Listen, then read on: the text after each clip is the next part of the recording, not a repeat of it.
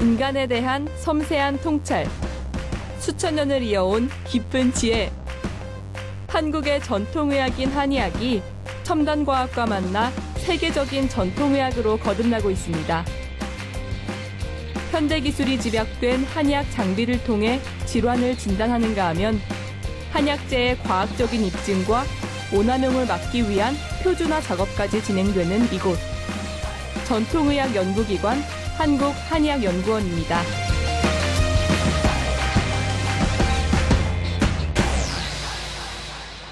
오랜 세월 우리 민족과 함께해온 전통의술이 오늘날 현대과학과 만나 좀 더 합리적이고 과학적으로 발전하고 있습니다. 전통의술과 과학이 만나는 곳, 한국한의학연구원으로 함께 가보실까요? 우리 선조들의 지혜인 한의학을 창조적으로 계승하고 있는 한국한의학연구원. 침, 뜸과 같은 한의학 기기에서부터 전통 한약재, 한의학 건강식품까지 세계적으로 큰 주목을 받고 있는 한의학의 모든 것을 볼 수 있었습니다. 한의학 하면 한의원이 제일 먼저 생각나는데 정확히 여기 연구원은 어떤 곳인지 알려주세요. 저희 한국한의학연구원은 1994년도에 한의학계에서는 유일한 정부 출연기관으로 설립이 되었습니다. 한의학과 관련된 제반의 많은 연구들을 같이 수행하고 있는 그런 기관이라고 생각해 주시면 될 것 같습니다. 그러면 여기 연구원에서 가장 주력하고 있는 연구 분야로는 어떤 게 있을까요? 우선 이제 의료본부에서는 한의학 그러면 가장 처음에 느끼시는 게 치료기술과 관련된 것이잖아요.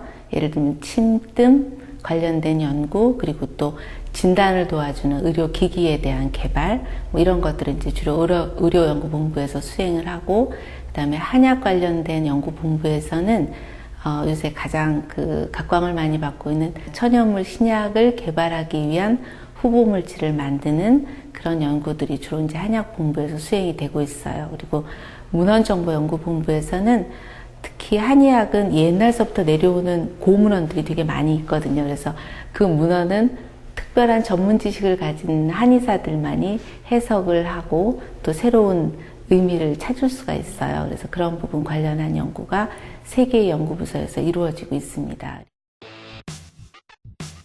국제 인증을 받은 한약 표준 표본관에는 오가피, 어성초, 산수유, 녹용 등 8년간 수집한 한약재 8천여 점과 한약의 개념과 약재 산지, 한약 제조 과정 등을 전시하고 있습니다. 또한 한의학 역사박물관에는 유네스코 세계 기록유산으로 등재된 동의보감을 비롯해 조상들이 남긴 연구 실적을 발굴 보존함으로써 오늘날 한의학이 나아가야 할 길을 제시하고 있습니다. 이러한 한의학 가운데 가장 대표되는 것이 사상 체질의학일 텐데요. 체계의 합리성에도 불구하고 객관적인 진단법이 개발되지 않아 실제 적용에는 어려움을 겪어왔습니다. 따라서 한국한의학연구원에서는 사상 체질의학을 보다 과학적으로 연구 개발하고 있는데요. 다양한 한의학 장비들이 눈에 띄는 이곳, 의공학 기술개발그룹을 찾았습니다. 처음에 오기 전에는 침이나 부항 같은 한의학 기구들이 많을 거라고 생각했거든요. 그런데 막상 와보니까 컴퓨터나 다른 기계 장비들이 훨씬 많은 것 같아요. 여기서는 어떤 연구를 하고 계시죠? 여기는 한의사가 이게 진단을 할 적에 맥진을 하거나 얼굴을 이렇게 보거나 할 적에 전부 주관적으로 하잖아요. 우리 감각기관을 가지고. 그것을 현대적 센서들을 이용해서 한의학적 진단을 과학화시키는 연구를 하고 있는 그룹입니다. 그러면 그런 장비들을 통해서는 어떤 걸 알아내시는 거예요? 예를 들어서 체질 같은 경우도 그동안 한의원에서 다 주관적으로 이루어졌잖아요. 한의사들이. 그런 것을 객관적인 센서를 이용해서 정량화된 방식으로 출력해 줄 수 있도록 연구를 하는 것이죠. 이곳에서는 전통적인 한의 진단 방법을 현대 과학기술에 접목해 사상 체질 진단 툴을 개발했습니다. 한의사의 눈 대신 카메라로 얼굴을 촬영하고요. 평소 생활 습관이나 체질적인 특성을 알아보는 건 역시 한의사와 상담이 아닌 컴퓨터를 통한 설문 작성으로 진행됐습니다. 다음으로 키와 몸무게 등 정확한 체형을 측정했고요. 머리둘레, 목둘레 등 신체 사이즈를 줄자로 꼼꼼하게 체크했습니다. 보통 몸이 아프면 목소리부터 상하기 마련이죠. 건강 상태를 확인하기 위한 음성 테스트도 실시합니다. 생각보다 쉽게 측정이 끝났는데요. 이렇게 간단한 검사를 통해 내 몸의 상태를 명확히 알 수 있다는 것이 놀라웠습니다. 16%로 가장 큰 퍼센트를 차지해서 이 정도 비율이면은 리포터님은 소음인으로 볼 수가 있겠습니다. 이렇게 정확하게 체질을 진단하는 장비는 어떤 원리로 지금 만들어진 거죠? 전형적인 체질 샘플을 저희가 3,500건을 모아서 그걸 가지고 체질을 진단하는 알고리즘을 개발했습니다. 지금 오늘 나온 결과도 그 알고리즘으로. 그래서 이제는 어느 한의원을 가거나 저희 장비를 쓰면은 체질 진단이 똑같이 나오는. 그럼 과거에는 사람이 주관적으로, 한의사들이 주관적으로 했던 일을 이젠 이 장비를 통해서 객관적으로 정확하게 예측할 수 있다는 말씀이시네요. 그럼 이 장비의 예측 정확도는 얼마나 될까요? 안면에 이 체질 진단에 필요한 정보를 추출해내는 정확도는요, 그건 99.5%입니다. 그 정보들을 출력해서 한의사들에게 제공을 해주고 있고요. 추정 체질이 맞을 확률은 한 7, 80% 정도입니다. 그러니까 7, 80%는 이 결과를 그대로 수용하면 되고, 나머지 20, 30% 정도는 한의사가 또 자기의 전문 지식을 활용해서 진단을 하면 되겠습니다. 이번에는 보다 손쉽게 일상생활에서 스스로 체질을 진단해 볼 수 있는 통합체질 건강진단 자극 시스템을 활용해 저의 체질을 살펴봤습니다. 오감형 센서를 활용해 만든 이 기기는 23개 한방기관에서 획득된 3천여 건의 데이터를 기반으로 전문가 의견을 반영한 체질 진단 툴인데요. 앞서 진행했던 것과 검사 내용은 같지만 혼자서도 간편하게 작동할 수 있기 때문에 누구나 일상에서 건강 상태를 확인해 볼 수 있습니다. 뿐만 아니라 한의사가 짚어줘야 했던 맥도 맥진기를 통해 손쉽게 진단해 볼 수 있는데요. 손목을 올려놓고 맥을 짚는 맥진기는 자체 장착된 센서를 활용해 맥을 진단할 수 있게 설계됐습니다. 이렇게 기계화된 진단 시스템을 통해 보다 객관적인 나의 건강 상태를 알아볼 수 있습니다. 건강진단 결과에 따라 레이저 침이나 고주파 자극을 통한 자가치료도 가능해 큰 병을 미연에 예방할 수도 있고요. 향후 건강관리 매뉴얼까지 제공하기 때문에 가정에서의 건강관리에 도움을 줍니다. 오늘 정말 다양한 한의학 장비들을 만나봤는데요. 이런 장비들의 장점으로는 어떤 게 있을까요? 서양의학이 주로 어떤 질병에 걸렸냐를 진단하는 데 비해서 우리는 그 전에 그 질병에 얼만큼 가까워져 있다는 것을 진단해주는 장점이 있죠. 그러면 앞으로 이런 장비들은 더 어떻게 발전될 수 있을까요? 많은 것을 준비하고 있습니다. 예를 들어서 한의사가 맥진을 하는 것이 굉장히 중요하지 않습니까? 이것도 역시 저희들이 새로운 센서를 개발을 해서 아주 안정적이고 정확하게 맥진을 객관적으로 할 수 있도록 하는 장비를 개발하고 있고, 향후 이것을 침대에 소형 맥진기를 설치를 해서 그 맥 정보를 매일매일 수집해서 모니터링 할 수 있게 이런 연구도 준비를 하고 있고, 또 혀의 그 색깔과 설태 이런 것도 굉장히 중요한 정보입니다. 그래서 설진기 연구도 하고 있고요. 또 체질과 질병과의 관련 연구도 많이 하고 있습니다. 체질별로 어떤 질병이 잘 걸리고 건강관리상에 있어서 어떤 질병을 가장 조심해야 되고 어떻게 또 치료하고 예방해 나가야 될지 그런 정보들을 체계적으로 제공해주는 기기들을 하나씩 개발을 해나가고 있습니다. 스스로 건강 상태를 진단하고 결과에 따라 침이나 뜸 시술까지 가능한 한방 기기들은 집에서도 건강관리를 할 수 있는 미래 유 헬스케어의 기본 시스템이 되어줄 것으로 보이는데요. 맞춤형 의학의 대명사 한의학을 기반으로 과학과 만난 한방 의료기술의 발전은 보다 건강한 우리 삶을 만들어줄 것입니다. 간혹 뉴스 보도를 통해 건강에 해로운 식물이나 유사한 식물을 진짜 한약재로 속여 파는 경우를 종종 보셨죠? 또 다른 종인데 동일한 이름으로 인해 소비자들이 한약재를 잘못 구입하는 경우도 종종 발생합니다. 이런 일들을 미연에 방지하고 체계적인 한의학 연구를 위해 한약재 표준화 작업을 진행하고 있는 한약자원그룹을 찾았습니다.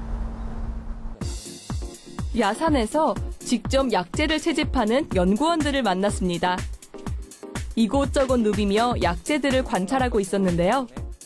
우리 두릅나무과에 속하는 독칼인데 네. 독칼이라고 하고 뿌리를 약으로 쓰는데 이제 거풍습약이기 때문에 신경통, 관절염 이런 데 진통 효과가 있는 그런 약재로 쓰는 거죠. 지금은 약재 실험과 표본에 쓰일 약용식물을 채집하는 중입니다. 한국한의학연구원에서는 연구에 필요한 약재를 구입하기도 하지만 일부는 직접 재배하기도 하는데요. 이렇게 채집한 약재는 어떤 연구에 쓰일까요?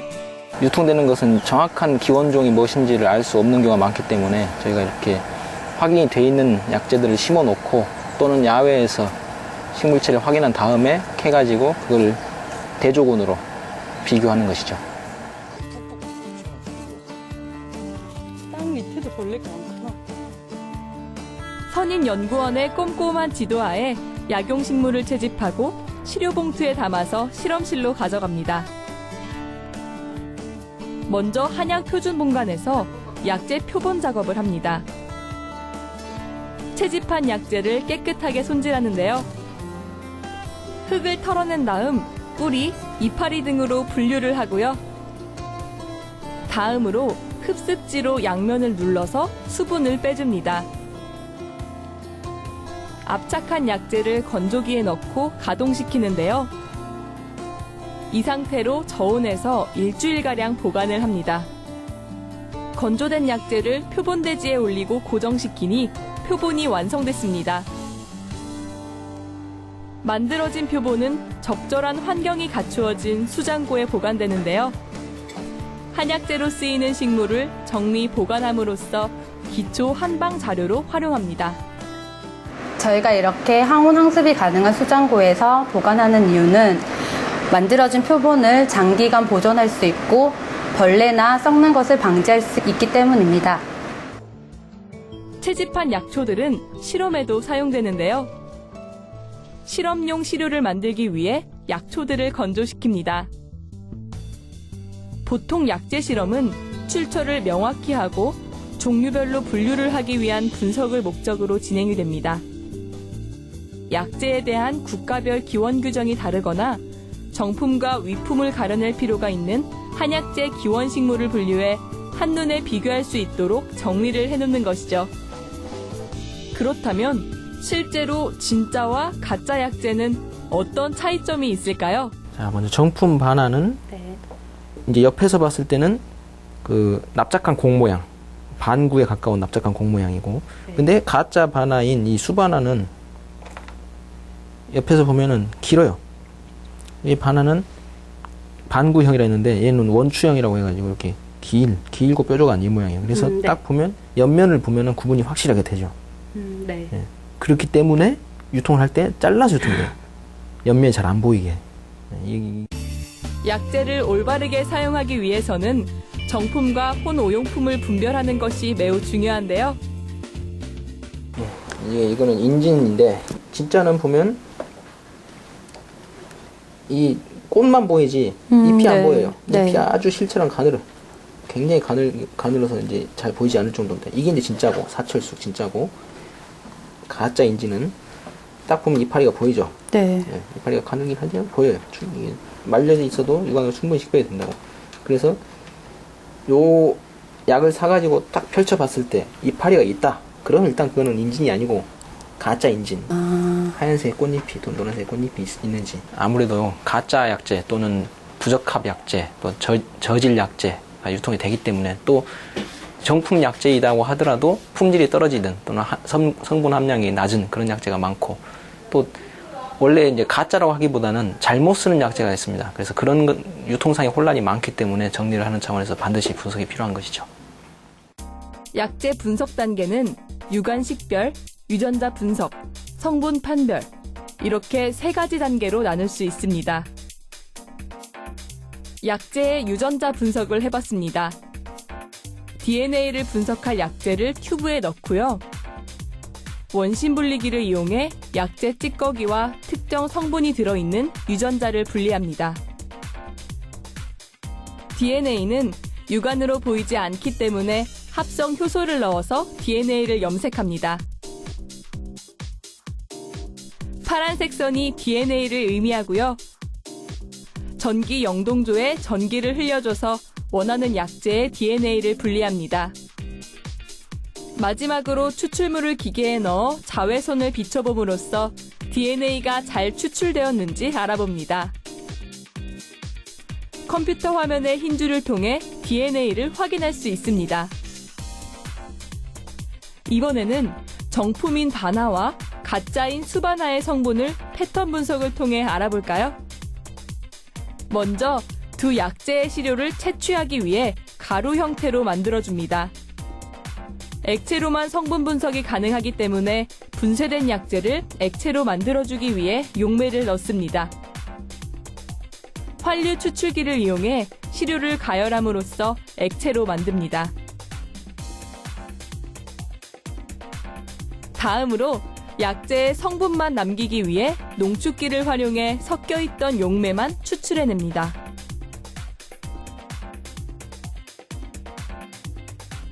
이렇게 액체로 만들어진 약재를 고성능 액체 크로마토그래피에 넣어서 구체적인 성분을 분석해봤습니다.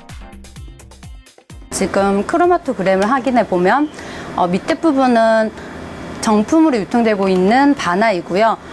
위에 크로마토그램은 가품으로 유통되고 있는 수바나입니다. 이렇게 패턴의 차이를 보여서 바나와 수바나는 다르다는 것을 확인할 수 있었습니다. 어디 좀 나왔나요? 지금 데이터 분석한 결과는 나왔고요. 네, 확실히 수바나는 뭔가 좀 밋밋하네. 뭐 다른 게 별로 없고 밋밋해. 함량 자체도 많지도 않고. 가면 마크로 충분히 쓸 수 있겠네. 제대로 됐네. 네, 좀 잘 나온 것 같습니다. 이제 현재 단계에서는 이제 한약재 원물, 즉 건조 약재 상태에서의 식별은 쉽게 할 수 있습니다만은 실제 소비자들은 그거를 달여가지고 마시거나 환약으로 복용하기 때문에 그 단계에서 응용할 수 있는 분석 기법을 좀 향상해가지고 좀 더 정밀한 그리고 말단 소비 단계에서 활용할 수 있는 분석 기법을 만들고자 하는 것이 저희 목표 중에 하나입니다. 한국한의학연구원은 세계적으로 인정받은 우수한 표본 시스템을 바탕으로 한약재의 표준화 및 세계화에 주력할 방침인데요. 한약재 표준화는 표준화된 치료법으로 이어져 한의학의 과학화에 더욱 이바지할 것입니다.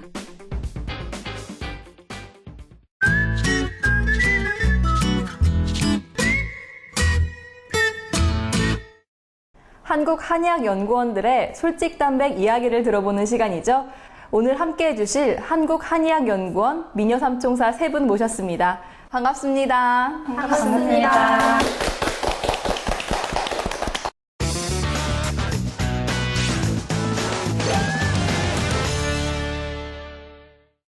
이 한의학연구원은 조금 이렇게 특화된 부분이잖아요. 그래서 여기에서 연구하시면서 특별한 에피소드 같은 게 하나씩은 있으실 것 같아요. 에피소드라고 하기엔 좀 애매해서 고민하신 건가요? 어떤 사연이길래? 저 같은 경우는 저희 이제 실험을 하다 보면 이렇게 시료가 많을 때는 하루 종일 분쇄를 해야 될 때도 있어요. 그러면 이제 분쇄를 하고 이제 남자친구를 만났는데 자꾸 냄새가 난대요. 저한테. 여자친구한테 냄새가 난대요? 냄새가 난대요. 네. 무슨 생선 비린내 같은 게 난대요. 그래서 뭐지 이렇게 생각했더니 그 한약재 중에서 길경이었던 것 같은데 특유의 냄새가 다 몸에 섞여 있었던 거예요. 생선 비린내 같은 냄새가 원래 나는데. 약재가 섞이고 이러니까 다양하게 분쇄를 하니까 그래서 그래도 다 사랑으로 감싸주시잖아요. 아니 멀리 가던데요. 경계하다. 그러면 다음 질문 드릴게요. 나만의 특별한 민간요법이 있으신 분 한번 O나 X를 들어주세요. 하나, 둘, 셋. 한의학연구원에서 연구를 하는데 민간요법을 모를 리가 없잖아요. 한번 말씀해 주세요. 뭐 좋은 거 없을까요? 저는 어렸을 때부터 좀 잘 체하는 경향이 있거든요. 개인적으로 아는 나만의 뭐 특별한 체기 없애는 법이 있을까요? 저는요, 네. 체하지는 잘 않는데 배탈이 자주 나는 편이거든요. 그래서 배탈에 어머니께서 담그신 그 매실이랑 설탕 1대1 엑기스가 집에 있거든요. 그거를 네. 1대1 강조하시는 거 맞죠? 네. 그거를 원액으로 먹거나 아니면 물에 타서 먹으면 배 아픈 것도 금방 먹고 배탈도 멈추는 것 같아서 좋은 것 같아요. 매실 엑기스가 배탈 체할 때도 효과가 있을까요? 잘 모르겠는데 체할 때도 저는 좀 효과가 있을 것 같은데. 아무튼 배탈에는 좋은 것 같아요. 네. 그러면 아름 씨는 어떤 게 있을까요?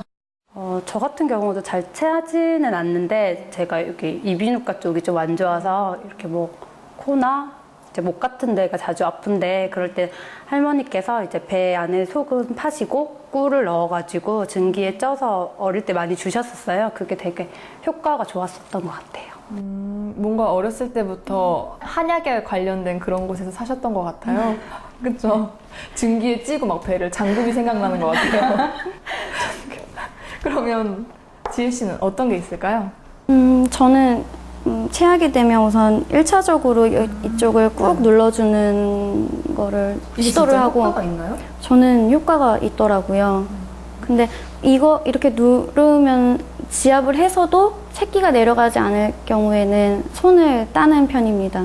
뭐 어느 쪽을 누르는 게 좋은 거예요? 이쪽 둘 다 누르고요. 정확하게 여기 들어가는 곳인가요? 여기? 예.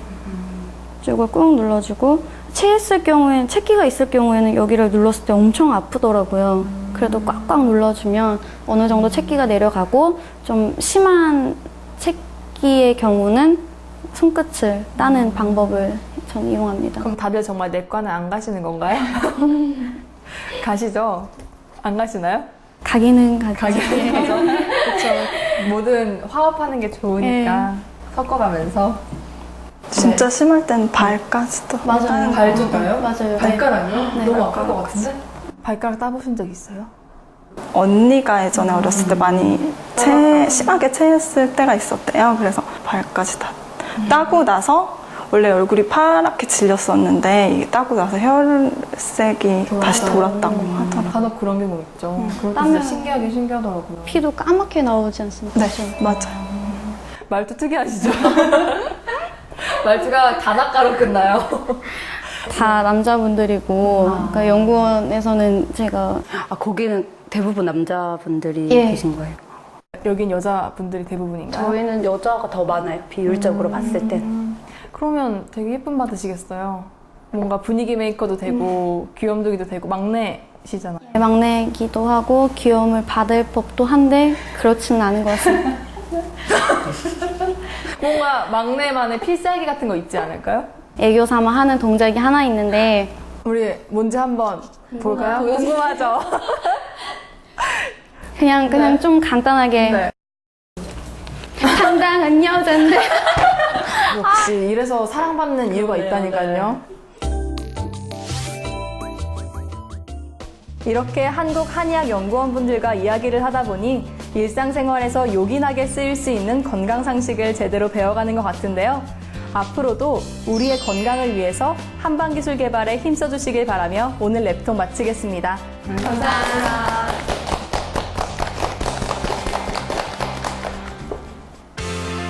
이렇게 하구나. 당당한 여잔데 리액션 하시고 본인이 부끄러웠어요. 왜 부끄러웠어요? 네가 부끄러워.